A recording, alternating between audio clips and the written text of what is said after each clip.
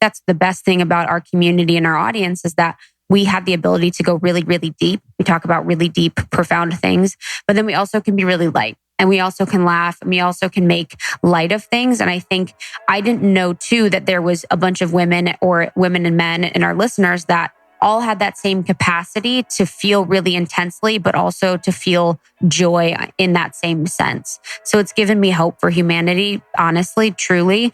And it's really just struck me at how there are people and we all as a collective are so curious about who we really are.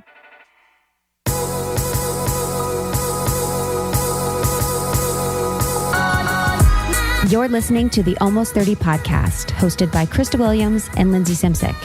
Almost 30 started as a conversation about the transition from our 20s to our 30s. But then we realized life is full of transitions. So we expanded our mission. We are an intuition-led, wellness-focused lifestyle podcast that promises to deliver authentic conversations, diverse points of view, and insights rooted in optimism, growth, and intention. The Almost 30 Nation community is a group of purposeful dreamers who are smart, passionate, and always seeking the full potential in every aspect of their lives. At Almost 30, we're making magic together. We dream it, and then we do it. Thanks so much for tuning into the Almost 30 podcast. Here we go.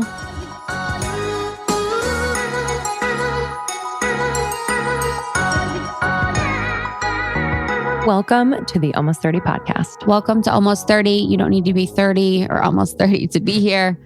We're just glad you're here. We're just chilling. We're glad you're here. I'm Lindsey Simsick, and this is Krista Williams. Greetings. And we started this thing when we were going through our transition from our 20s to our 30s. I'm sure a lot of you can relate. It's kind of a shit show. And we had a lot of questions, and we thought we were alone in the feelings that we were having. And so we wanted to make this conversation accessible to more people and hopefully connect with others who were going through the same thing. And it's just become so much more than that. Yana? On tour, got merch, all of the things. Yeah. Grateful you're here. We're Beyonce. Whatever. We're Beyonce. Had no idea. Oh my gosh. So Justin and I, if you guys are newer, I'm engaged to Justin. I always feel like a douchebag saying I'm engaged or I have a fiance. So I'm still working on that. Okay. Because it feels like you're looking for someone to ask you about it or be like, congratulations. Oh. You know what I mean? I know if you're what like, you mean, but... this is my fiance, then it's like, what are you going to do? If you're like, I'm engaged, you're like, wow, congrats. Let me see the ring. Yeah, like, oh my God, how'd he do it? And you're like, oh my God. But we haven't hung out in a long time since we've been on the go. So we went to a comedy show. We went to the Laugh Factory.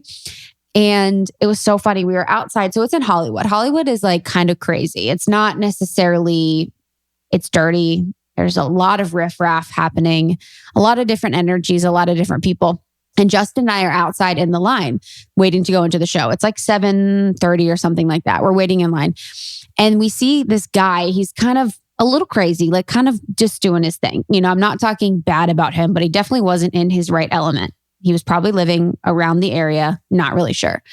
And we're standing in line and he comes up super close to Justin. He goes, "What are you, like 6'3"? And Justin's like, yeah, I'm 6'3". And we think this is normal because guys are obsessed with Justin. Wherever we go, they're like, are talking to him about his clothes, what he's wearing, his height. So we've actually had people come up to him and ask him his height a few times. And he's like, yeah, actually I am. He's like, oh, okay. And he turns around to the people behind us and he goes to the guy, he goes, "What are you, like 5'10"? And he goes, yeah, I actually am at 5'10". And then he goes to the girl, "What are you, like 5'7"? And she's like, "Oh yeah, I'm 5'7". He's like, "All right, okay. So I'm 5'11". So I think this is going in height order to get into the show. So I think you should go in front of me and then I'm behind you." And basically was like saying that the line for the comedy show was in height order and trying to rearrange everyone to be in height order.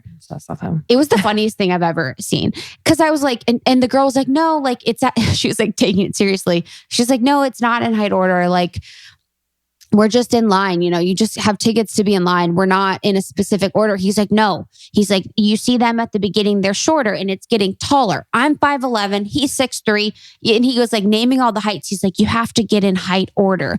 And it was honestly the funniest thing I've ever seen. Hey girl, let him play. Let him play. And he was literally looking at everyone dead fucking serious. Like, and it's just like a funny ass concept to be like, to go up to a stranger in line and be like, hey, we're actually in height order. So you actually need to be behind me. I'm going to do that the next time we're in line at for Southwest. Yes. I'd be like, hey, number, it's not really about your flight number. It's about your height. Yep. It's about how much you weigh. Yeah. It's about your Instagram followers. So you have to get within. Oh, how sweet. It was hilarious. Wait, was he actually going to the show? No, he was just on the street. He was just on the street. Love him. So I think he was just trying to have a good time. That's fun. It was the best. To go to people and be like, what are you, 6'3"? Oh, I think we're in height order. The fact that he was right. He was right with everybody. He guessed 6. He didn't guess my height. I think I kind of threw him off. I feel like he should be on Ellen as a correspondent. He guessed every person's right. I don't know why he didn't guess my height. I think I freaked him out because I was too engaged. I was like, guess mine. Oh my God. It was fucking hilarious. Who did you see at the Laugh Factory? Jeremy Piven, who has actually not that funny from my perspective. Yeah, I've seen him live and he's not my sense of humor. Yeah. And the jokes, to be honest, I don't know anything about comedy. So, if you guys have listened before, you know that I don't know anything about many things. But I felt like he didn't let his jokes breathe enough. There wasn't enough buildup or they were very short and to the point, and they didn't really have a full picture or story to what he was saying. So you couldn't really get on board enough. Interesting. I remember him being kind of raunch. Yes. Yeah. It was all raunchy. There was the funniest comedian ever. I need to find his name. He was, Drew Lynch, and he has a stutter. And so he works with that within his comedy set, and it's very apparent, but it just actually added to what he was saying. And he was the funniest comedian on the set. He was talking about how with wine, he's like, I was at an Olive Garden the other day and they're like, what kind of wine do you want? And he said a red. And they're like, okay, we'll bring our sommelier over. And he's like, no, the transaction's done. I just want red. He's like, I don't want to talk to anyone about the wines. He's like, I don't know anything about wines. He's like, you could give me a vodka cranberry. And I'd be like, oh, cool. A crunchy kind. Yeah, literally. He's like, I don't know anything about wine.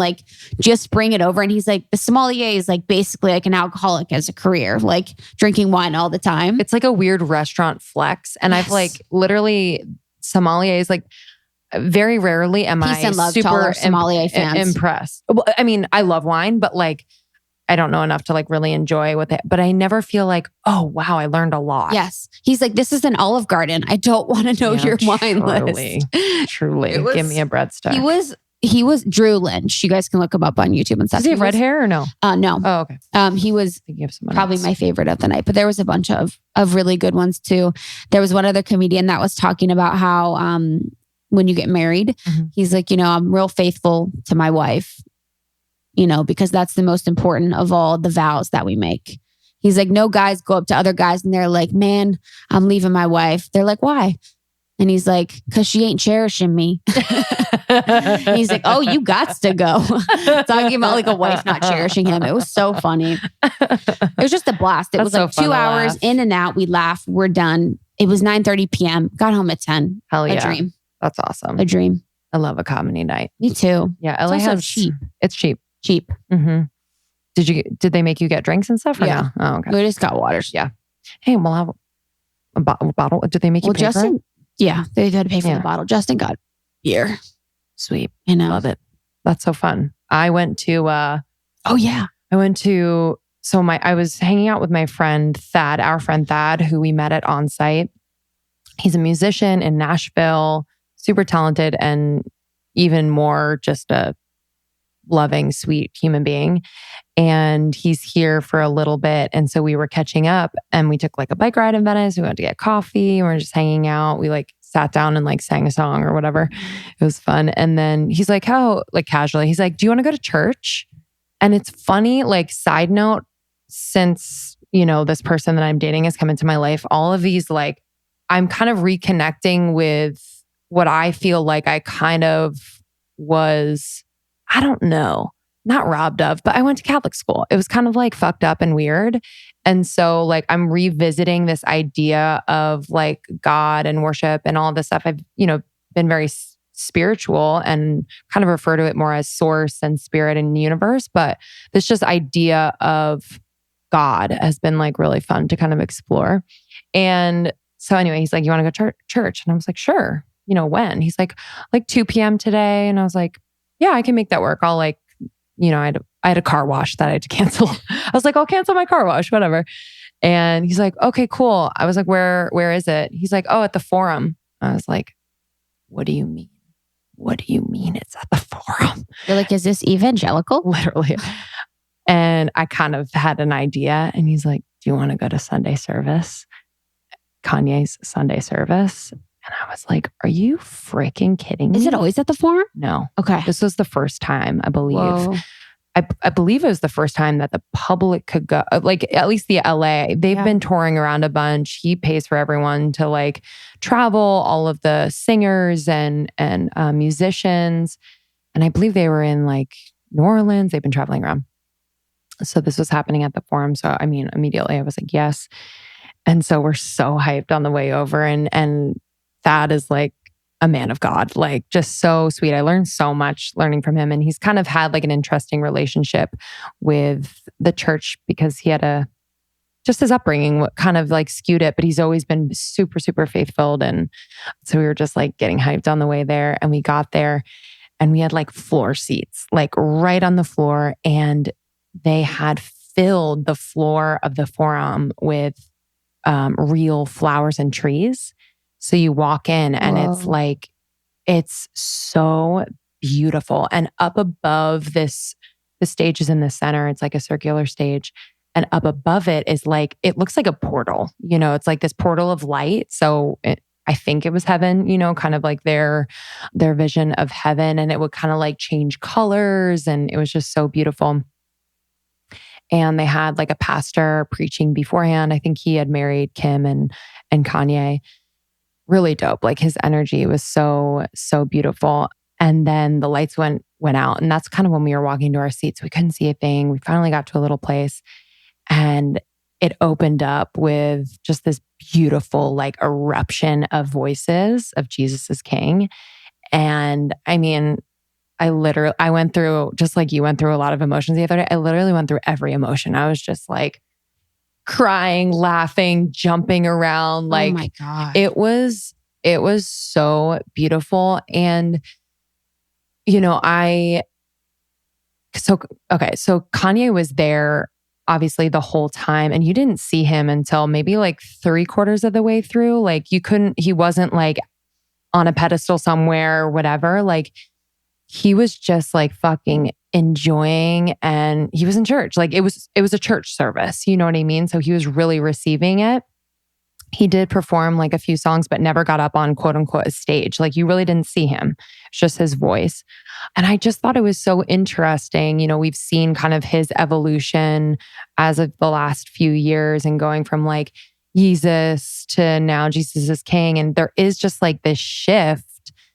I don't know, like his ego dying in some way. Like I just felt like a different energy from him. And I don't know Kanye, but like just from a public eye standpoint, I was like, whoa, like this dude has shed a lot, and like we've talked about it on the pod before, just like how much truth Kanye has spit recently that has been really profound. But I don't know, I was just like I was so happy. Like it didn't feel like pushed or forced. He doesn't have to do this. It's actually a risk for him to do this. And I just felt really like, one, grateful, but then two, lucky that like this is happening right now. Like using music because it is such a mainstream thing to create like an experience for people that they can receive like really intense love and light, and you don't always feel that in like a concert venue. So it was also really cool to like feel that juxtaposition of like being in the Forum where, I'm sure there have been some like pretty heavy, weird, dark beats. But you're literally only like sprayed with love and light. And it was really, really cool. So I mean, it was life-changing. I thought it was so dope. I thought it was so dope.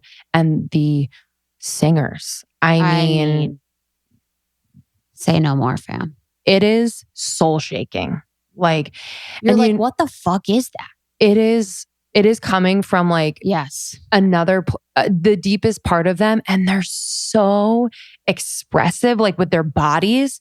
Okay. And that, like that to me, I'm like, that is fucking church. Yes. You know, like I had this visual of like myself in Catholic church and just like standing there almost like a little pencil and then sitting down like within my little lane and then getting on my knees in the little lane and turning for the peace be with you, and never like just feeling the energy of or the vastness of God and like just feeling so small. And in this setting, it was like, be fucking big, like just express yourself. It was awesome. And North was like playing around, being a little sweetheart. Come on. And she was like throwing something up in the air, like while the pastor was preaching.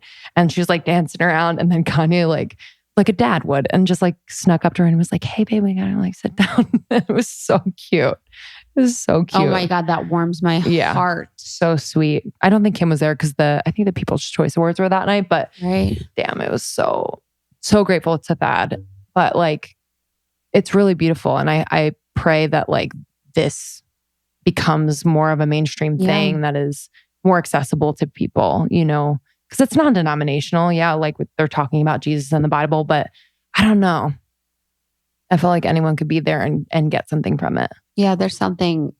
He is, I mean, you guys know my thoughts. Mm-hmm. I think he had a dark age where he was part of some really dark energy and dark people within the arts and entertainment industry and led him down a very dark path. And I think now he's working against that, and he's now switched and he's now working for the light, although he does say things that are very controversial, of course, you know, and, you know, we take it with a grain of salt, but we love what he's doing with Sunday service. Truly.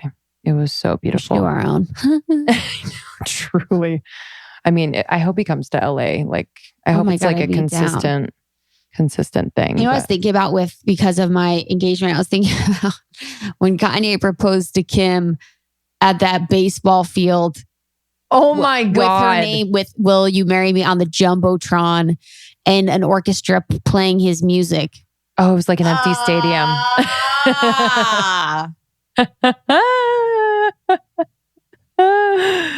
Yes.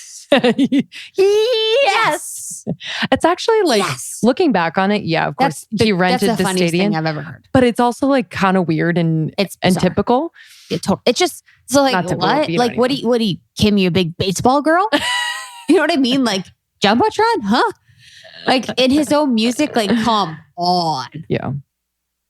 Hilarious. And of course the cameras were there. Like, dude, so fucking funny. I was like, wow, that's such a like 5 years ago proposal. Where it's like had to be like this huge thing, you know, like, I don't know. It's just so funny, but I love their love. I think it's cool. Same. I love what she's doing too she's doing so much for prison reform. Actually, that was a thing too. Actually, at the Laugh Factory, there was probably 2 or 3 jokes about how Kim doesn't do anything and makes a lot of money. And it was just so outdated. You know, that kind of sentiment is just completely out of touch.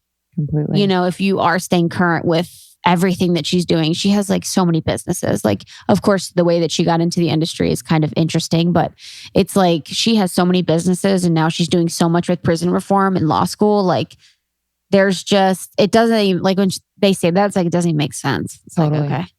And I love to think about how like Kanye and Kim must kind of collaborate behind the scenes. Like, what was the conversation like when she decided to do that? You know, like I'm sure like there was a conversation that was really beautiful that like inspired it and just I don't know. They had like the conversation that was probably staged, but on the show, and he was like really supportive. He was like, you know, you got to find places in your schedule of things that you can like delete from it. You know what else was crazy is this weekend. This past weekend, Camp Flogna. It's Tyler, the Creator's festival. He creates this like big festival, and a lot of people with an odd future are there, and just a lot of hip hop and R&B artists are there. And because Frank Ocean used to be in Odd Future, people were expecting him to come out as a special guest. So they had the last performance. It's like the headliner, and everyone thinks that Frank Ocean's coming out. And Frank Ocean doesn't come out. Drake comes out. And everyone starts booing him off the stage. I swear. Everyone booed him off the stage and he left. Dude, what? Literally, Tyler, the creator, goes to his Twitter. He's like, yo, that was so trash. Like, he's like, I brought one of the biggest entertainers out in the world, and you guys are going to boo him because you had an expectation or wanted something to be a certain way. It was just crazy. I was like, oh my gosh. Poor Drake. I know. Honestly, I was like, poor Aubrey. Honestly. Like, I mean, he doesn't need pity, but like, I did feel it's just weird because it's like, I was wondering too about the sentiment to have surprise guests. Yeah. You know, like I kind of thought about that. I'm like, then people expect something or they think something. And dude, if everyone knew Drake was there, I mean, the place would be like going crazy. Everyone knows every Drake song ever, you know? So it's like, so weird. Yeah, it's very weird. Is there like beef right now or something? Like, no. Does he have anything that people will be pissed about? Like any issues? No, I don't think so. I think that the people that go to that are Drake fans, but not as much as they are Frank Ocean fans, you know? So completely. I think that's what it is. There was also a Dissect episode specific about Jesus is King. I know, it's good. It's really good. I found it really hard to listen to. Oh, really? Yeah. I found it impossible to listen to. It didn't feel as thoroughly researched as a lot of his other episodes I haven't. are. That's the only one I've listened to, so maybe I listened to the Of Jesus is King? No, the Dissect episode. I'm just getting into it since you recommended it. Oh, it's a podcast. I know, but I listened only to that episode, the Jesus is King, so I can't compare it. Oh, it's terrible. Oh, okay. It's really hard to listen to. It's really unresearched, and I just didn't enjoy it. The other ones are way better. Okay, I'll listen to the other ones. It's like I didn't get. They didn't have an opinion yet, and it was just kind of like, I don't know. Oh, so and his friend is like cool, but his friend was actually really hard to listen to because of the way he talked. You know, so it's not always those two. No, oh, okay, just normally him. All right, we're talking about the Dissect podcast. You can find after you download every single one of ours and listen to every single one of ours, but only after that point. Thank you. Yeah, your Apple Podcast won't let you do that. I know. You subscribe to ours. Honestly, today's a special, or let's do our just quick things today that we're focused on. If you skip, you get 3 years bad luck. Yep, truly. These are announcements. You get kicked out at the crew. So upcoming, we are going to be in LA for our LA live show, December 7th at 7:30 p.m. at the Dynasty Typewriter at the Hayworth Theater in Hollywood. We're really, really pumped about that. We have Shan Boodram as our live guest. Sex and intimacy, baby. We are going to laugh. We are going to get some audience participation. Lindsey and I will be doing some stuff. We're hopeful for some special surprises. It's going to be a fucking blast. Yeah, cannot. This is like homecoming, end of year vibes. Bring your friends. Bring all your gals. Cannot wait. Or your dudes. Yeah. We've had a lot of dudes. There's going to be a lot of dudes coming, to be honest. Yeah. Can't wait. And then we're going to tell you how many people we've had sex with. Yep. That's the surprise. That's pretty much the whole show. And put their picture up on the... Yes. We're going to go through a slideshow. And then we will be in Miami on December 12th with Nikki Novo. Really excited about this. She has been, even just recently, like just someone that we've gone to for intuitive readings that have already come to fruition and just really guided us in a beautiful way. And so many members of our community have connected with her and felt the same sentiment. So cannot wait to have her in Miami. Yeah, tickets at almost30podcast.com/tour. And then actually, if you check out the shop right now for Almost 30 Podcasts, or it's Shop Almost 30 or something. I don't know. I don't work here, but it's in our show notes. And we have tons of beautiful screensavers made by beautiful artists in our community. So you can get some amazing downloadable screensavers for your phone for free. Yeah.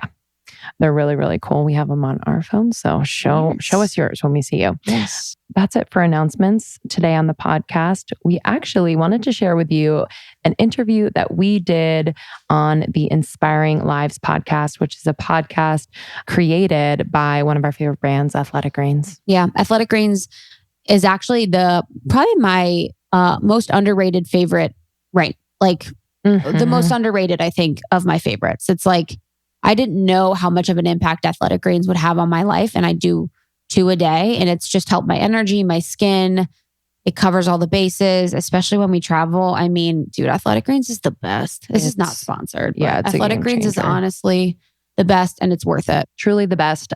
So the Inspiring Lives podcast is hosted by Gary Bertwistle, and he interviews top health experts, nutritionists, entrepreneurs, athletes, and professionals who are pushing their personal boundaries and living truly inspired lives. So we were really honored to have a conversation with him. And I just want to say, Gary's questions, thoughtfulness, and research blew me the frick away. It inspired me to research a lot more. He's like, one time, 2 years ago, you said this. How do you feel about this now? I'm like, what? He has our birth certificates in his hand. We're like, okay, what? He's like, I asked your 4th grade teacher about your presence in class. I'm like, huh? Freaking loved him. So we had a great time. We hope you like these. You know, we do a handful of interviews every quarter, and we always like to share them with you and also introduce you to new podcasts that we love. So enjoy this one. We love you. Thank you for your support. We can't wait to see you on tour. On tour, baby. We'll always be on tour. Miami and the live show. Cannot wait. That is the rest of the year. And then early January, we will be announcing our 2020 tour. Bigger,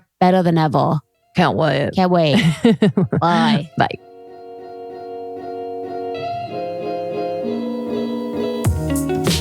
Women should not have to compromise when it comes to feminine care products.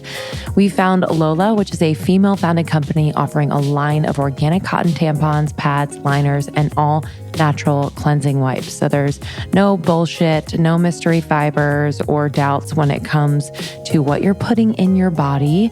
They are 100% natural. And Lola offers a complete transparency about the ingredients found in their products, which the FDA doesn't require brands to disclose this, but Lola puts it out there because they want you to know. So we really recommend Lola, especially for that time of the month. We want to make sure that we're feeling good, we're feeling confident, we can trust the products. So if you'd like to try Lola, we can't recommend enough. What's awesome is that you can tailor your subscription to fit your needs perfectly. So you can build your box of 18 tampons or 12 pads, or you can mix light, super, regular, all that. And you can also mix your pads between like ultra thin day pads or night pads. So it's awesome. You can select the shipment frequency, cancel, skip, order, modify at any time. Super flexible. We love Lola, so try it out. You can go to mylola.com and use the code almost2019 at checkout for 30% off your first month's subscription. So that's mylola.com and enter the code ALMOST2019, almost 2019, to get 30% off your first month's subscription. Okay, can we all agree that taking apple cider vinegar by itself or in a little bit of water is so disgusting? It tastes terrible, it smells terrible, and holy moly, my face just like contorts to the most disgusting face ever.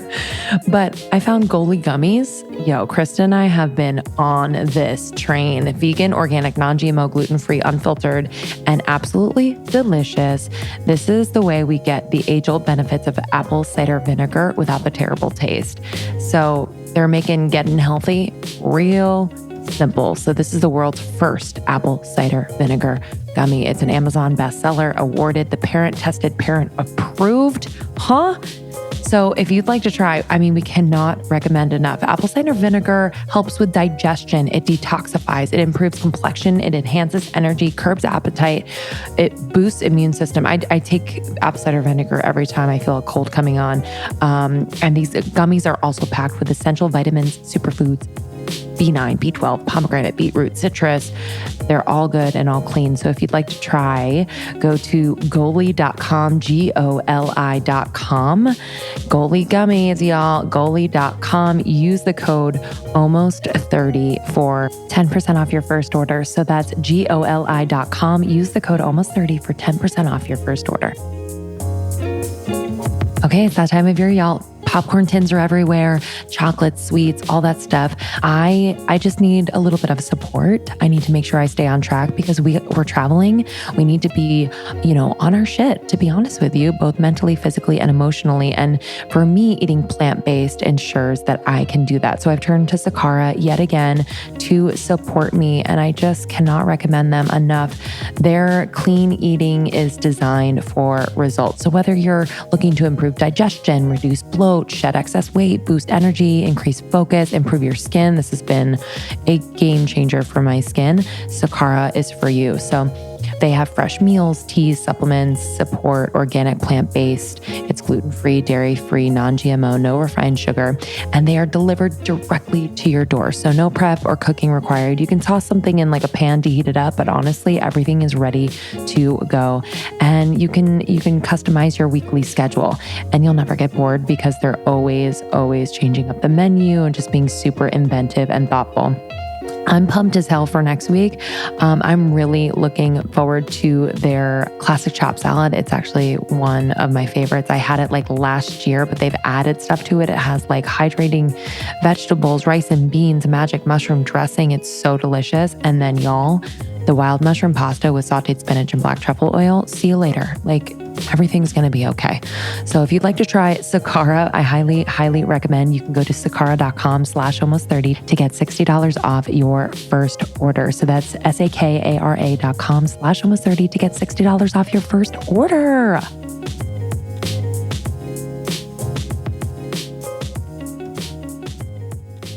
Krista and Lindsey, welcome to the Inspiring Lives podcast. Thank you. We're Thank you. so excited to be here. We're so honored. We are huge fans of Athletic Greens, huge fan of you guys. So it's an honor, and we are so glad that we got to connect today. There would be a lot of people who would know Almost 30, and I'm sure there are some who are now about to discover Almost 30. How do you describe the brand? Yeah, the brand was born out of a time in our lives that was really confusing and chaotic. We were going from our 20s to our 30s, and we hoped to create a space and a conversation and a community that was real, that was honest, that was curious, that was supportive and loving, hilarious, and just made people feel less alone. Yeah, and I think we started, having the conversation about from the transition from our 20s to our 30s, and now we just realized that we really speak to navigating all transitions in your life. Krista, with the idea you had at the start, was there a point where the two of you actually came together and had a dream together of what you wanted to create? I would say no, to be completely honest. I think we had the drive to create and the drive to explore and the drive to do. And now it has turned into a dream that we create on the go. I think it's really important to get lost in the work and to really do the work and to really create the need before, the dream is there. But now we have the opportunity where we are now, three years in. We're both working on this full time. We have a team. And now that we are at this place, we are afforded the luxury to create this dream as we're going. But when we first started, we were working full-time jobs, for the first 2 years that we were building it. So we were so busy doing the work of creating the podcast, editing, guests, all of the things that we really didn't have the opportunity to get dreamy about it. And, being women in this space, being two girls that created a podcast and now have created it to expand outside of just being an audio show, there wasn't a template for us to look at as something we could aspire to. We didn't see many people doing podcasting full time. We didn't see many people going on tour with podcasts. It wasn't as big as it is now. And it was really much more so in its infancy 3 years ago. So we didn't really have the opportunity to look at someone and be like, oh yeah, we want to do that. That looks like something that we could totally do. So we were just really being curious, doing the work. And it's funny, if I take you back to the early days, one of the things you said was that when you started the podcast, you, Krista, the word you used was, I felt weak on my interviews. What did that mean? And what was missing at that time? And how did you then course correct? Yeah, nowadays I take the interviewing process so much more seriously than I did before. And the way that I was weak at the beginning was a sense of hurriedness with the conversation. So I would give a vocal message basically to my listener or to my person that I was interviewing that could have cut them short. So that's going, yeah, totally. Using those vocal fillers could be, in my eyes, is like, oh, I understand how you feel. I sympathize with you. I empathize with you. But it's also a way in which you really hurry the conversation. So I would do that quite a bit. I didn't feel completely comfortable in who I was. And I looked up to people like Tim Ferriss, Rich Roll, these really powerful interviewers that have a great sense of grounding and navigation of a conversation. And now I just take my language much more seriously. I take my vocabulary much more seriously. I take my listening much more seriously. And I really, really work at my craft because now this is my job. And it's really important that people are only hearing me. So they're not able to see if I'm smiling or know that I'm really friendly or I'm looking at them or I'm giving them eye contact. So all they hear is my voice, my tone, my intention in my speech. So it's so important that I, continually listen to myself every week and try and get better at it. If I could just continue that off ramp with you, Krista, it's interesting you mentioned the word confidence because I heard you say that the success of Almost 30 gave you confidence in yourself. Did you actually need that success of Almost 30 of the podcast, the brand? I mean, had the brand not been successful, does that mean you may have lacked confidence in yourself today? I love that question. And I think that I would have. I think I probably would have. I think when you're in my entire corporate career, when I was in the working world, and even when I was young, I was always seeking purpose and I was always seeking to have an impact with what I was saying or what I was doing. So I tried various outlets throughout, my early career with blogging and things like that, but it never really worked. So to be at this position now where I can look back at my career in the corporate world, where I was doing events, which we do now, where I was working on my sales and partnership skills, which I do now. So there's various parts of my career that I can now look back at and look and understand why they make sense. And that gives me confidence in myself that although I was lost, my soul and I knew what I was doing. It didn't make sense at the time, but I knew what I was doing. And with the podcast, it does give me confidence because I'm quite often working in my zone of genius. And my zone of genius is strategy. My zone of genius is curiosity. My zone of genius is asking great questions. So I do on a daily basis things that I'm really, really good at. And there are lots of parts of the business that I step into that I'm not as good at, but I really try and focus on things that I'm good at. And I definitely think that Almost 30 has given me a huge amount of confidence. It's, to have a dream that you didn't know realized is one of the most powerful things. Lindsey, the success of Almost 30, you said, gave you purpose. How do you define that purpose today? And with all the people you're interacting in terms of your audience across the world, what is your purpose and how important do you think it is for us to know what that purpose is?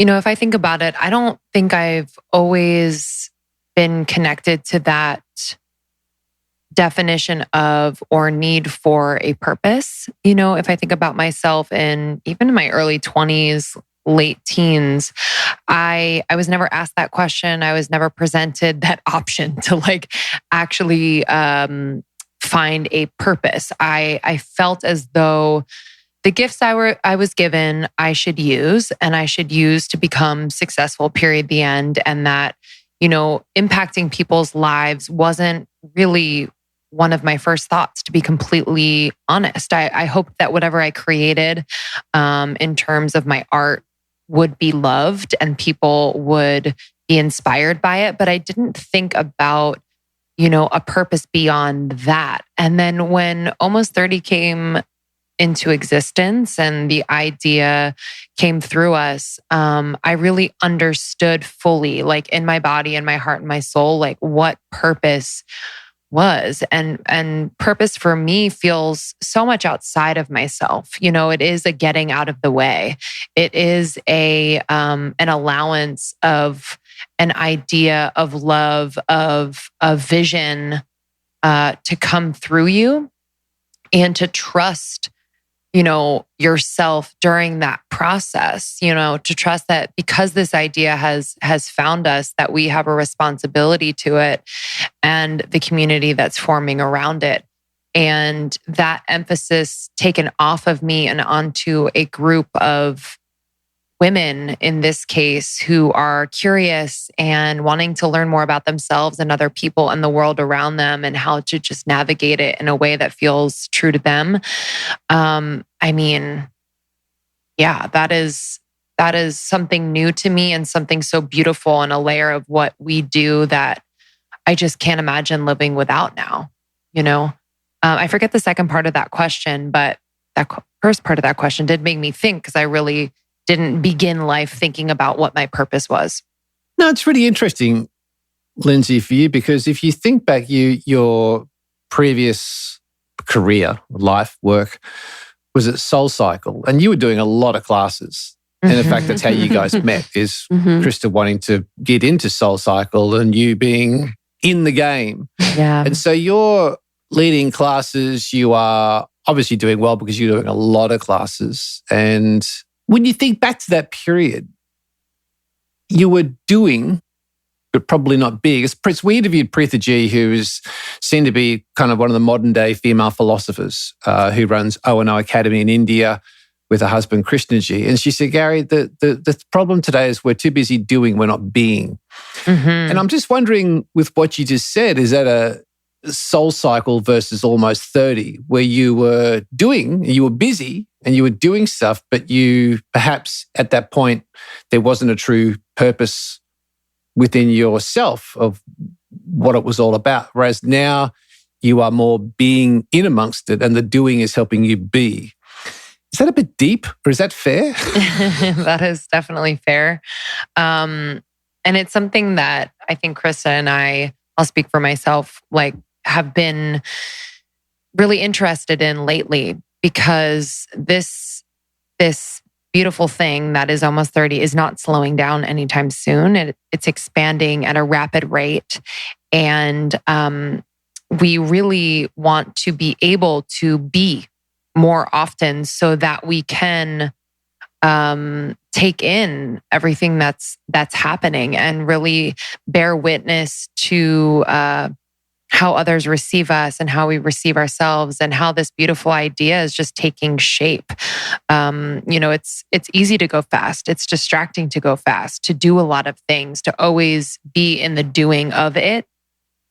So I think it's been a really rewarding practice to say, hey, this thing is alive and breathing and well, and it won't die if we take a moment. And by a moment, I mean more than just a single moment, but to just be with it, And I think there's so much value in that, especially for our generation, that I just feel like we're going so fast to get there. And I don't know where there is, to be completely honest. So the doing is funny because it's like, where are we going? I guess it's to the next goal, but then there's another goal and then there's another goal. So what is it actually, propelling you towards? And is that really the point? Is the being allowing for more happiness and joy in the moment? Like if people say, well, I just want to be happy, like that's why I'm doing it. It's like, well, maybe being can get us there a bit sooner. It's interesting on that, Lindsey, because you said that in the early days for you guys, you were both trying too hard and you had to... Are you reading my biography? Yeah, are you reading my mind? Yeah. I think we're still trying too hard, to be honest. I don't think we're out of that. Well, I don't know. It's a very interesting conversation because that's why I think the Soul Cycle versus Almost 30, trying too hard, appreciating it. I think there are a lot of people who are in that boat who are either in one side of the boat or straddling the middle and not really sure what's right. How were you trying too hard? How do you reconcile that? And where are you today with that? I think as it relates to my earlier life pursuits, in acting, singing, dancing, being on Broadway, being a TV star, all of that. Like I always felt like I know I had talent. I knew I had work ethic. I knew I had discipline, but I felt like there was a hole. I'm like, what is not matching up? And I could not reconcile, like my soul could not reconcile with the fact that I had to sell myself to someone in order for them to make a decision to give me a job. which I know is how the world works. But I didn't understand, because it kind of like, it just suffocated my creativity, and that's like something I probably have to work on anyway. But it's more so like, why were they the judge? Why was this single person or this panel of people the judge of what I wanted to do and create and be? And so that felt like trying too hard. That felt like pushing. That felt like forcing. That felt just not like myself. And so, I along the way, I did a lot of things that were probably trying too hard and way too much, whether it had to do with how I projected my image online or to my friends or whatever. So yeah, I think there's always a part of you that's probably trying too hard. Yeah. I think that's where I saw it. It completely relates to the not enough being, too much doing. And I think when I think about us trying too hard, there have been periods, and there still are periods where we are not being enough. We're not easing into it, like accepting more love and be discouraging of fear, or I guess moving more so away from fear. But to me, the trying too hard was always just doing too much rather than allowing things to happen. When we talk about CBD, whether it's on the podcast or on our Instagrams, we do get a lot of questions about the difference between hemp and marijuana, basically. So think of hemp as marijuana's, hella smart, worldly marathon running cousin. And our friends at Moellons told us that, and it really stuck. Hemp has little to no THC, and hemp, won't give you the side effects, like the psychotropic side effects. You won't get high, basically. But there is intense benefits for your overall health and well-being. At Moellons, they use the finest full-spectrum hemp extract, where you'll find a cornucopia of terpenes and cannabinoids. Terpenes are basically the cousin who knows 3 languages and has a full passport. They're like really, really important.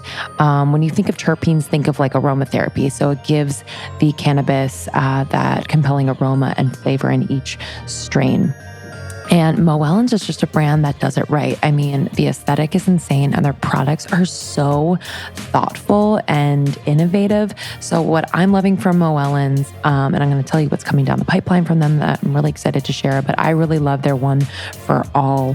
This is a daily CBD boosted wellness body oil. So I rub this all over my body. This really helps with muscle soreness and just like recovery in general, and it feels so good on my skin.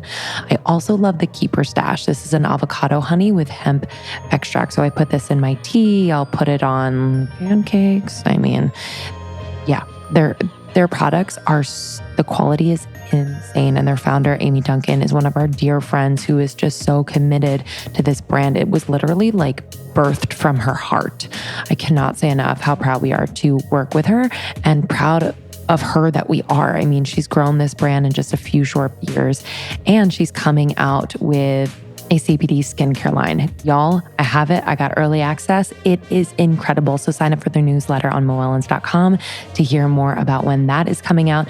And just so you know, all of their products are 100% free of pesticides, additives, compound sulfates, parabens, GMOs, formaldehyde, anything like that. It is clean as hell. So moellons.com, you can use our code almost30 for 10% off your first purchase. I was strutting through the airport the other day, and someone was like, "Hey, where are your shoes from?" Didn't even say hi. And I was like, "Hey, these are Rothy's. Rothy's are my new favorite, like everyday, all the time, comfortable, stylish shoe that is fully machine washable. Your girl is not real good at keeping her shoes clean, I'll be honest with you. And Rothy's has saved the day. It's honestly the best. They're stylish, sustainable, comfortable, washable. They are made from repurposed plastic water bottles. In fact, Rothy's has diverted over 35 million water bottles from landfills already. And they're, again, fully machine washable. So every time they need a refresh, you can simply toss them in the washing machine. So it's like getting a new pair of shoes. Okay. And all of their designs are so cute. They have different patterns, solids, different styles. I'm calling this my forever shoe, y'all. I love it so much. My mom loves it too. My mom's obsessed with Rothy's. It's adorable. So you can go to rothys.com, rothys.com/almost30 to get your new favorite flats. Comfortable, stylish, sustainable. rothys.com/almost30 to get your new pair of Rothy's today.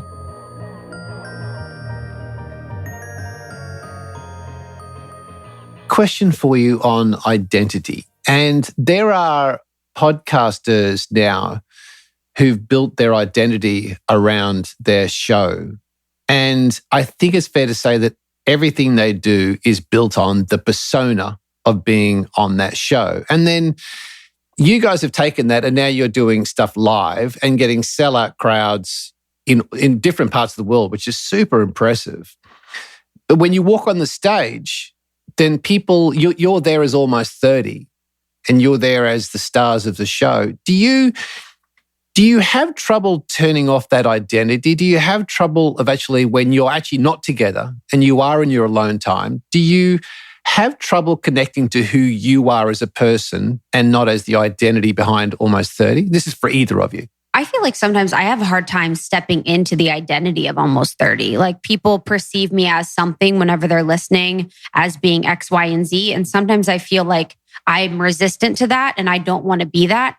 So sometimes I feel like I have a problem living up to whatever they're expecting of me. And this happened, this is happening to me this week where we just came off of a long leg of tour. We have a bunch of interviews this week and I feel like I can't live up to the identity of Krista almost 30 this week because I'm exhausted and I just have some things going on that make it hard for me to live up to that identity. But I would say that there is a lot of me that has my identity within almost 30. And I think it lives more so in the business part of it where I am really enjoying creating. I'm really enjoying the creating and the strategy behind everything that we're doing. And I really do identify with the parts of me that really thrive in, this environment that we've created for our team. And I wonder, with identity and identifying yourself with something, it is a delicate balance because as with anything, change is inevitable. Change always happens. Things come and things go. So you have to be careful in that way. But in the entire process of creating almost 30, I think we have evolved into these representatives of what almost 30 is. But I do think we are thoughtful about not completely identifying with it because then that is an opportunity for you to get, criticized and take it personally and really put yourself in a really vulnerable position where you are at the mercy of, your audience. And I agree. And just to speak to like the identity of Krista and Lindsey almost 30, what's really cool about what we've been able to create is that we've been ourselves all along, So yes, we're always changing and we have good days and bad days and days where we feel more quote unquote on than others. But, the dismantling of who that is and coming home and sitting on the couch and being who I really am isn't really a thing because we're able to show up to our live shows and meet our listeners and feel like we're just meeting our friends and be ourselves, whether we're having a good day or a bad day. And I've never had that in my life. I've always had to kind of read someone else's script and audition for a role that's not me, but play another part. So it's really refreshing that we're able to do that. And what's cool is that, people who listen and hear that, they feel or see themselves in us in that way where they're like, I just want to be myself wherever I go, So we try to be as transparent as possible where we are, like meeting ourselves where we are every day. Just on that, Lindsey, if I could ask you a question. You do share a lot on your show and you share a lot in interviews like this about yourselves and you are very transparent. And one thing I'm just curious about is you said there was a time in your life where you had a boyfriend and you played up on him. and then you, and being a guy, right? So savage. And then you did it again.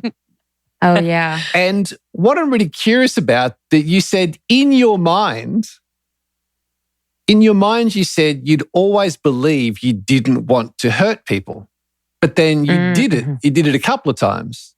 Now, what I'm curious about, particularly as a guy. But what I'm curious about is that the dialogue in your mind, as you said on this interview, was, I believed I never wanted to hurt people. But you did it not just once, you then did it again. And although you believed your dialogue was, I don't want to hurt people, you would have hurt this guy a lot, whoever that was. Yeah. Today, with those experiences, does that help you make judgment calls, not just for relationships or with Krista, but also does it help? Is there something that sits inside you of wanting to be honest and transparent and doing the right thing for the people who love almost 30? Does it give you a moral compass in some way? Yes. I love that question, actually. And I've never been asked that in that way. It was I think about that time a lot. And not only because it's something that I would do differently, because I definitely would. I don't tend to live with regrets, but that is something that I do regret doing. Should we give context for people too? Yeah. So for people listening, if you don't know, and this isn't a special case where I'm sure people have done this and been on the other side of this mainly, I was in a 5-year relationship and I thought I was going to marry him. I thought we were going to have kids, spend the rest of our lives together. And then, we graduated from college. He was 2 years ahead of me. Anyway, we were living in separate places. And I was bartending at 3 different bars. My life was just very different. He was in business school, and temptation took a hold in a way because I was not getting what I needed from the relationship. And instead of talking about it with him and expressing how I was feeling, I decided to go and get it elsewhere. And so I cheated on him, not just once, but it was like an affair. And so he found out, and it was really hard because he took me back, and it happened again. And, I lost mainly respect for myself, which inevitably just you're unable to respect most people in that state. So what I really learned during that time too was, what it feels like to live out of alignment and in alignment. And that doesn't mean to be a cheater and not a cheater. It means there were areas of my life across the board that I was not living in alignment. I was drinking my face off. I was eating like shit. I was in friendships that did not serve me. I was really, really mean to myself and just judging my body and my choices and what I was doing with my life. And so no wonder that all of that I was doing to myself, I would hurt someone else. Hurt people, and that's not an excuse. That's just an observation. And so now it's I'm allergic to lying now, which is really cool. It's a great superpower to have because I want to vomit anytime if I want to tell a lie. It's that feeling of just I'd never, ever fucking want to do that again. Sorry, I hope I can curse on your show. And so, yeah, now I do feel like I have a moral compass. I do think about him a lot. I do think about that decision and how it affected him, and he's fine now. They're married. He's happy and all the things. But I do think about how that could have affected him for a long time. And so I really do think about that in my everyday interactions. I want people to feel seen and loved and heard. I want to communicate how I'm feeling, despite the fact that it might make someone sad or disappointed. That to me is of value, to be able to express myself clearly and honestly, because in the end, that's serving both of us, So yeah, it definitely changed the way I feel about people, about myself, and definitely sharpened my moral compass. There would be so many people listening who would relate to a story like that of their past, Lindsey. I think that saying, hurt people is such a profound piece that came from the story. And it takes a lot of courage to share stuff like that and be open about it. But Krista, if I talk about the history of the show and you guys sharing and openly sharing on the show and I guess to live audiences, you said in the early days you overshared. So I'm just curious, where's the sweet spot for you guys? Because I know there are people who are doing what you do on shows and they share stuff like that for reaction.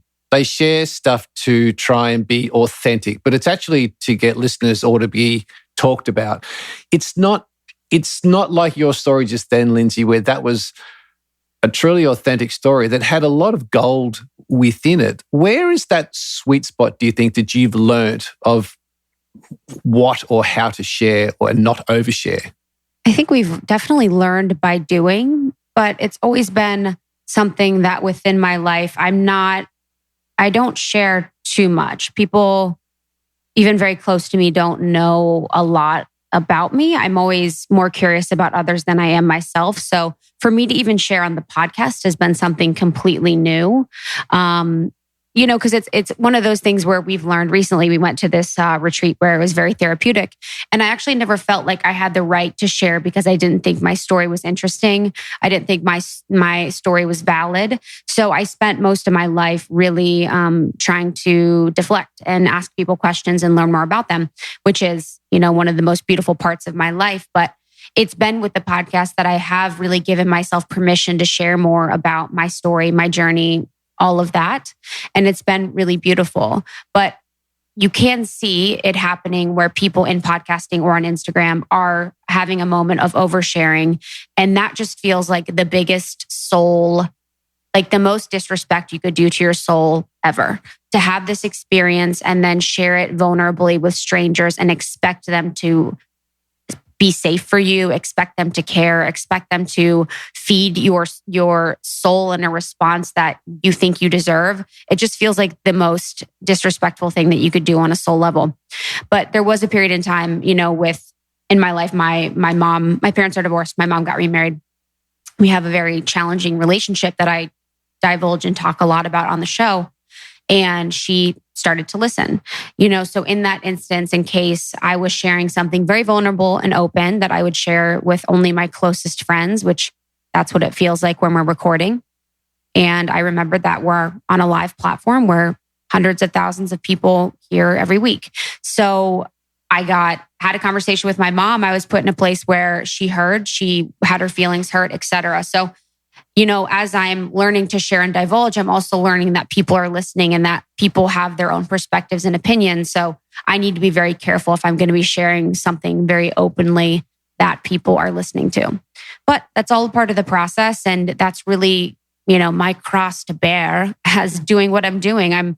I'm learning in real time with people, and I will never be in a place where I feel completely perfect about everything that I'm saying and doing. Just on the parents part of it, do you recall how perhaps you were programmed from growing up by your parents? You were programmed into a particular belief, way of doing things that you've had to renegotiate in your own mind today? Yeah. I think that's, a lot of the work that Lindsey and I have been doing right now is really understanding that and reprogramming it. And for me, that is a lot to my worthiness of speaking, of being heard. And really, I spent most of my childhood with a parent that had a lot of mental health issues. So there was a codependency in the way that I would always make sure that they were okay. I'd always try and adjust my personality, whether it was try and be funny, try and be interesting, try and be really, really nice to fit and make sure that I was seen and I was loved. So I'm really working on that within my life. And then there's another one that is related to my career. And that was really working with the programming that I had, being from a small town in Ohio, that you have to slave away at a job that you hate to make any money. And, I was in the corporate world for 8 years. I worked at various jobs really unhappily. And I really had to work on believing that I could make money in an aligned way, doing what I love. And right now I'm living in that proof that we work with brands and people that we truly love and truly value. And we're able to make our living and support ourselves and our team in a way that feels really, really good. And I really didn't know that was possible. And I didn't believe that was possible until we were experiencing it and seeing it. So those are two examples of some things that I'm currently really, really working on. Lindsey, do you have the same sorts of programs that you're having to renegotiate today for you? Yeah, some similar, some overlap, and a few that are that are different. I think the first that comes to mind is when I'm the oldest of 4 kids. My parents are still together, although, I don't look at their relationship and say to myself, wow, that is a relationship I want to model after.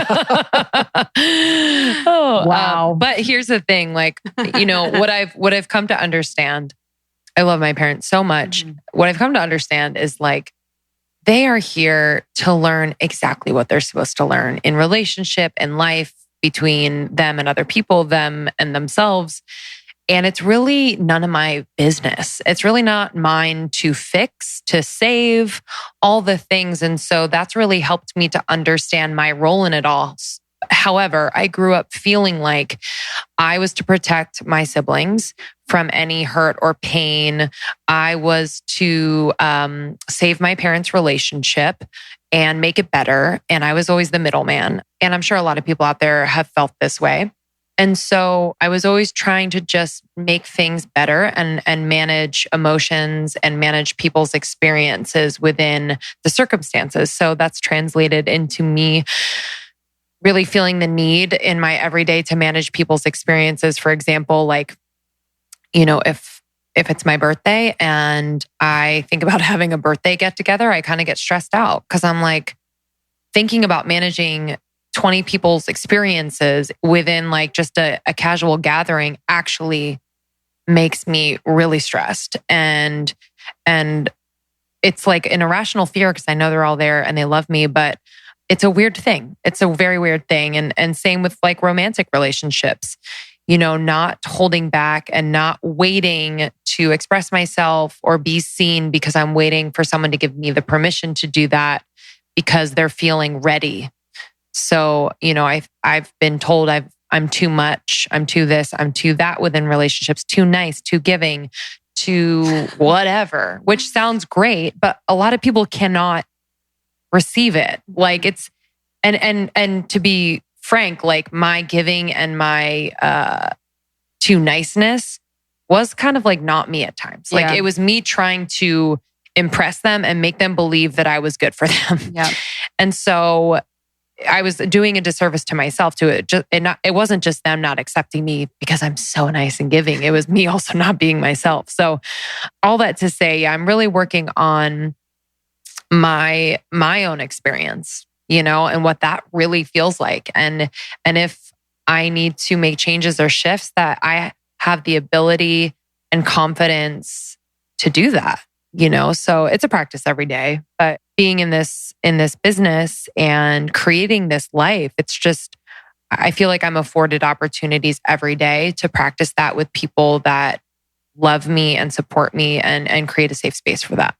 It sounds like, Lindsey, you've done and continue to do a lot of thinking on your own inner world. And one of the things you made a comment about was your inner mantra is, I know. Now, I don't know if that still is the same case, but it's something you said on a show.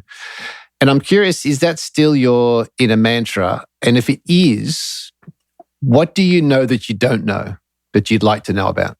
Yeah, it's one of my mantras for sure. It's one of my mantras because I feel like I've spent a lot of time looking outside of myself for the answers.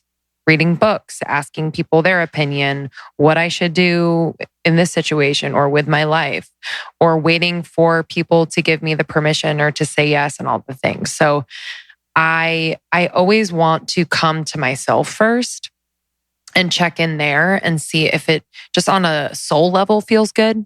If on a soul level, it's a green light and I can move forward. So I always, and it's funny because Krista mentioned a retreat that we went on recently that was intensely therapeutic. It was a group therapy for 5 days, basically.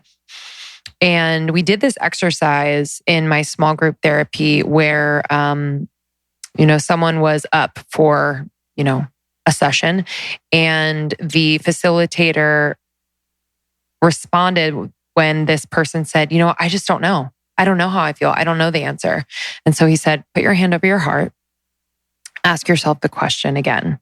She's like, I still don't know. He's like, okay, take one step back. Ask yourself the question again. And he said, after 2 steps, you always know. And there was a theme kind of for the whole week that was like, you always know, you never don't know. And it was just so, it's empowering to think about that. We always know. And I'm not talking about like, I know what a parabola is right now, but like, it's like, we just always have that intuitive feeling that we should follow first. And yeah, there are a ton of things I don't know.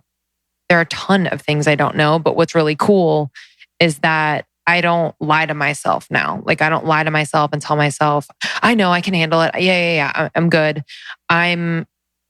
I always know too when I don't know things, and that where I want to dive in and know more and where I don't. So I don't know if that answered your question, but no, it's good. It does. I think it's a lesson, and we do hear that the easy way out is I don't know. And I think you've just given us a nice process for digging in, particularly if we are fortunate enough to have children or working with somebody else who's going through a hard time. It's nice to have tools that we can utilize for ourselves or utilize with others to be of service. Oh, happy winter, y'all. Don't you want to just trade in your cold commute for the gym? Honestly, it's the worst. It takes so much motivation to get out the door when it's freaking cold. But now you can have a live total body training in your home with the Peloton Tread. Yo, I'm obsessed with this thing. They have classes, training programs like running, strength, cardio, walking, and more. And you can always find new ways to challenge yourself. I'm quite literally never bored with this thing. The New York Times says the Peloton Tread is like having a personal trainer come to your house whenever you'd like. I mean, do the math on that. That is like, that's where it is. It has shock-absorbing slat belt and responsive speed and incline knobs, weightless running, and you can up your pace or elevation without breaking your stride. So it's super easy to do that on the machine. Honestly, this has unleashed my inner competitor, and I really like it. It really helps me to push my limits. I'm burning a lot of calories. I'm strengthening my body. It just feels so damn good. And the instructors, wow. Motivational is an understatement. It's super effective how they train their athletes out there all over the world. And you never have to repeat the same workout unless you want to, of course. So there's tons and tons of class offerings so you can explore different types of runs, boot camps, strength workouts all the time. For a limited time, take advantage of Peloton's best offer of the year. When you purchase the Peloton Tread, you'll get free essential accessories, which includes the exercise mat, a set of weights, and resistance bands, all for a value of $229.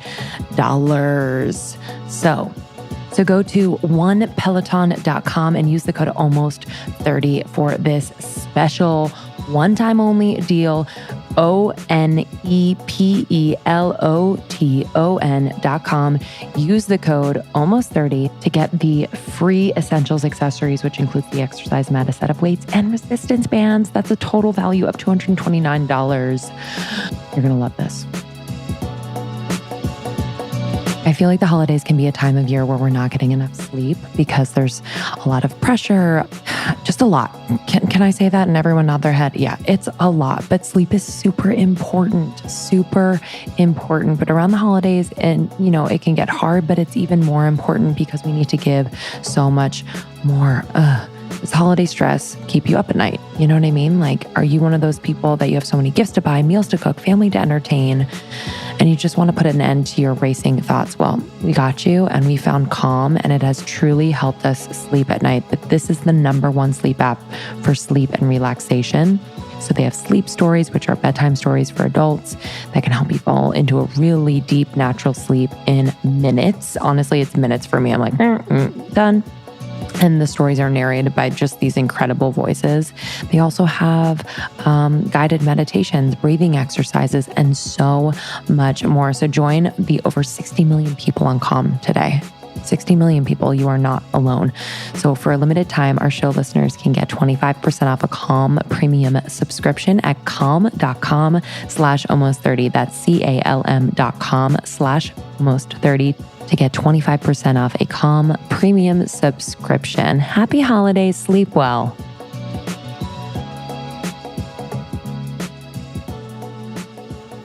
Krista, if I can throw it across to you just based on that, the live events you're doing are fantastic. To take a podcast and turn it into live events in the coolest places in the world, and it's working for you, which I think is terrific. You are on stage together. You're spending time with an audience. From those live events, what's the kind of the biggest commonality you're hearing from your audience that you didn't expect to hear as terms of their lives, their struggles, what they're facing, where they're at in life? What's the biggest commonality you didn't expect that you are hearing or seeing or feeling from your live audience? I didn't really expect for our audience, and I think this is based on my assumptions growing up in the Midwest, that there would be such a spiritual curiosity that they have and a deep desire for knowing who they are. And I think that I wondered that myself, but I guess in my entire life, but I guess I felt like I was alone and I didn't see people around me that were curious about who the soul was within the body. And with the women that we meet, it is so deeply powerful that they're on this quest, this extremely profound quest that is maybe the most important quest in your life to really figure out who they are. You know what I mean? And we'll see the turning in, we'll see the questioning, we'll see the innate curiosity, and we'll also see the really light, the fun, the humor. I think that's the best thing about our community and our audience is that we have the ability to go really, really deep. We talk about really deep, profound things, but then we also can be really light and we also can laugh and we also can make light of things. And I think I didn't know too that there was a bunch of women or women and men in our listeners that all had that same capacity to feel really intensely, but also to feel joy in that same sense. So it's given me hope for humanity, honestly, truly. And it's really just struck me at how there are people and we all as a collective are so curious about who we really are. It'd be fair to say there'd be people going, well, it's easy for you. You've got hundreds of thousands of downloads every month. You're both beautiful. You're fit, great backstories. You travel the world and people adore you. Yeah, it's different. It's different for me. You don't understand. And there are also people who would go, yeah, it's all fine. And I don't deserve it. I'm not worthy. Or if I tried that, I would get found out because I couldn't do that for whatever reason. How do you each approach your own imposter syndrome? Because everybody has it. It's just how you go about dealing with it. I'd be curious, the journey you've taken us on during this show, and now you are on air, you are live. There's got to be moments where the darkness closes in and you start to question or you start to doubt yourself. How do you guys deal with that? Yeah, I would just say too, like, you're right. Everyone deals with the imposter syndrome. So I do know that there are people out there that think, oh, wow, they don't have to deal with the things that I deal with. But I will tell you, I feel it at least once every day in some form or another. And it really, now I'm like, ooh, this makes me feel alive. All right, that's a point that I need to kind of work on. But you said it, where it really helps me to put things into perspective when I learn about other people's process and how they've gotten to where they are, because the most successful, quote unquote, people in the world deal with imposter syndrome, deal with insecurities, and have dealt with them throughout the entire life of what they've built. And so to know that really gives me confidence in my flaws. Sometimes I think my flaws are a disadvantage and I fall into a deep hole of comparison. But I really am empowered when I hear other people's stories. And the last thing I'll say about it is that we don't really have, I think Krista mentioned this earlier, we're not really following in the footsteps of anyone necessarily. We really do think of something and then do it and just figure it out along the way. And so it doesn't leave too much room for like, oh, wow, like I'm not like so-and-so, so how could I even do this? It really does give us a creative freedom, a sense of just, I don't know. Like, it's wild. Like, to be out there we're like, hey, should we go on tour? Yeah, we should go on tour. Okay, let's do it. And then plan it and not really think too much about it. It's so that those moments give the next moment an idea, more confidence and foundation. And it just kind of builds on itself. That doesn't mean we haven't made mistakes along the way and don't have like moments of feeling like, oh God, like, am I worthy of this? For sure. But thankfully we have each other, and thankfully we are on a platform that allows us to share those moments.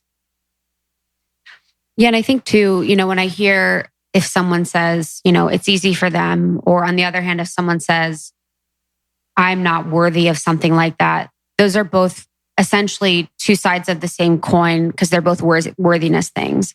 If someone is saying, it's easy for them, then they in their mind haven't really completely understood that they too are worthy of those things. And it's easy to deflect on someone else and use them as your excuse to not pursue whatever dream it is that you have, because, we're all living in such different realities. And if we are just saying, oh, I'm not worthy of that, then that seems like a lot of self-work that needs to be done. And I continue to do that on a daily basis. And I work on that.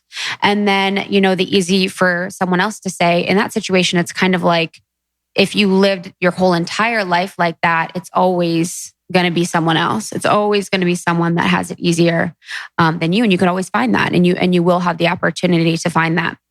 But within our business, we've done something that we have done well, not on purpose, but is we've taken really small steps. So our first event was a free event at our friend's backyard for 30 people. And we sat like on yoga mats outside. And then we did a free ride at SoulCycle where it was literally free for people to come. So there's no barrier to entry. And we just continued to grow. And it's not like we are living this life that is amazing and awesome, but it's not as glamorous as I think people think. We're in the work every single day. We have a team that we're excited to support and to work with. And we're learning new skills about management and all these different things that we never thought that we were doing. But we've taken every small step to grow at a pace that we could handle and we could manage.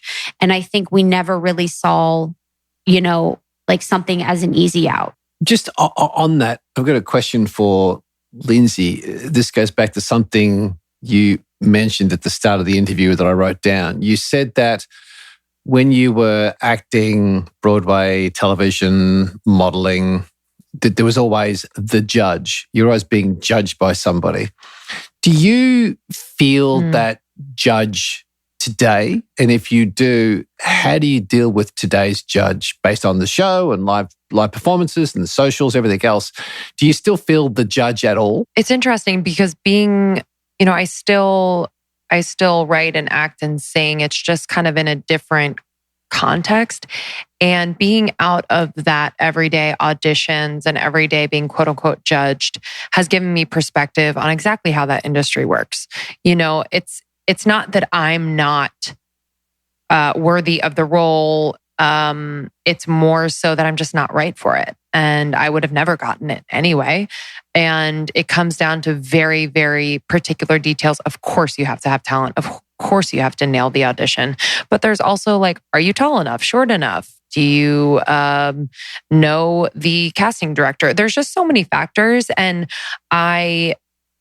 so anytime that I feel like I am being judged or feeling the need to be picked, as the right one, I just now have a really deep understanding of how it all works and a deep faith in the fact that like, if I'm right for it, if we're right for it, it's going to work out, and I've been shown that time and time again in the life of almost 30 that, we've been given the right opportunities and we've sought out the right opportunities for us.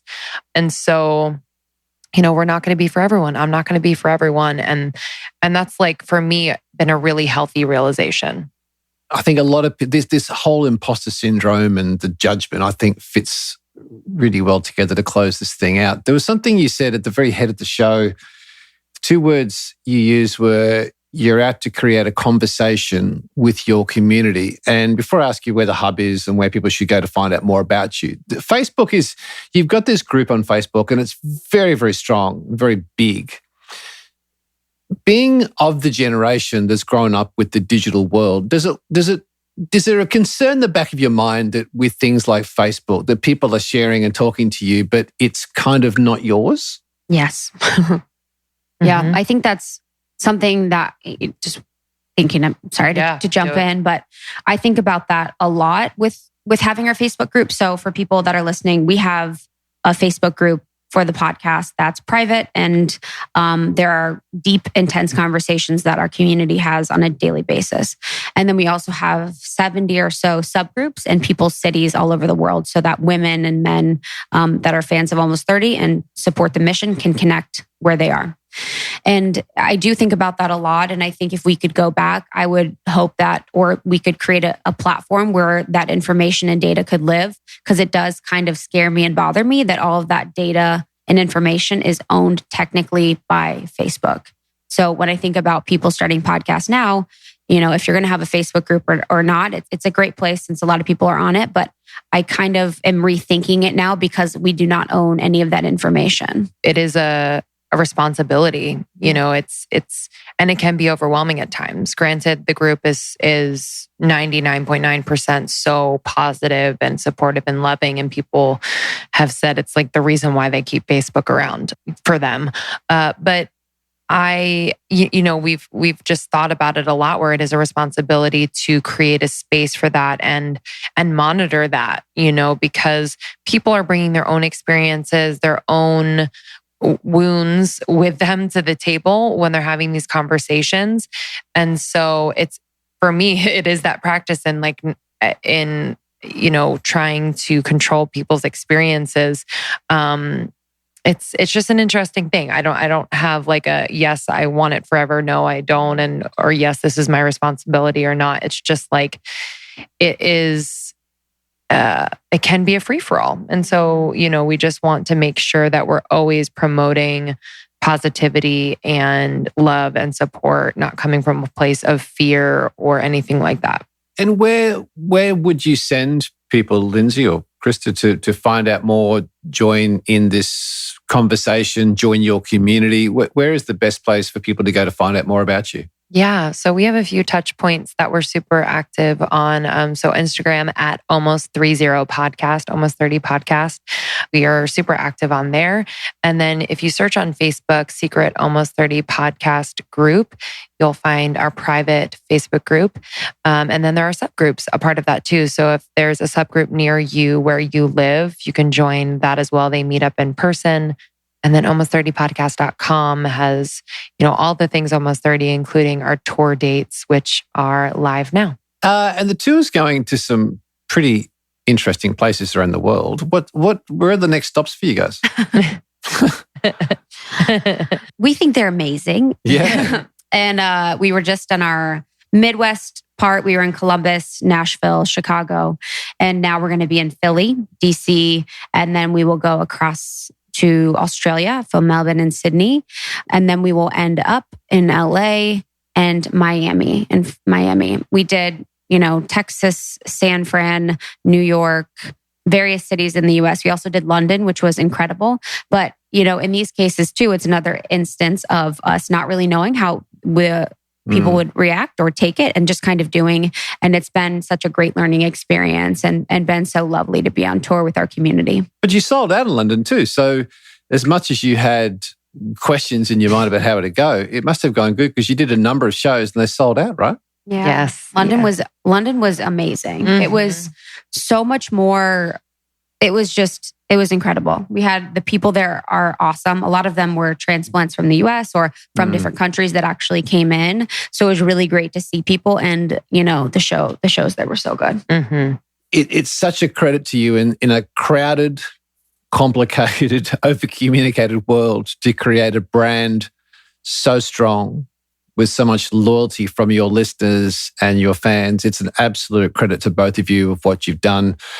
I'm sure you've got incredible plans ahead for not only yourselves, but also for the brand. So it's been a real pleasure. Thank you guys for taking time out of your schedule to be with us on Inspiring Lives. It's been a real joy. Thank you to the Inspiring Lives team for having us. And thank you to Athletic Greens for hooking us up. Athletic Greens is definitely one of my favorites. It is in my arsenal whenever we travel all of the time. So athleticgreens.com/almost30 and you get 20 free Athletic Greens travel packs with your first purchase. I use the travel packs all the time. Dude. Major. You can look at the website and see a stupid picture of us. I would literally go door to door and just try to sell Athletic Greens to people because it is. And it's good. It tastes so good. So thank you again. And we're excited to continue our tour. So we will see you on tour in Miami and LA. And your support means the world. So just thank you. Thank you. Thank you. This year has been one of the most incredible growth-filled years of our lives. And you were a part of it. So can't wait for the new year. We will have some kind of New Year-centric episodes coming your way soon. So stay tuned for those. But if you have any ideas for shows, guests, topics to discuss, you know where to find us on Instagram at Almost 30 Podcast, DM us or join the secret Facebook group. We have about 15,000 women in there chatting every day, supporting one another, laughing. It's the best. Yeah, we love you very much. Thank you for writing reviews on iTunes. It means the world. It really just helps us to stay on the charts and stay relevant, get on amazing guests to support you. So I love when you do that. See you on the next one. Love you.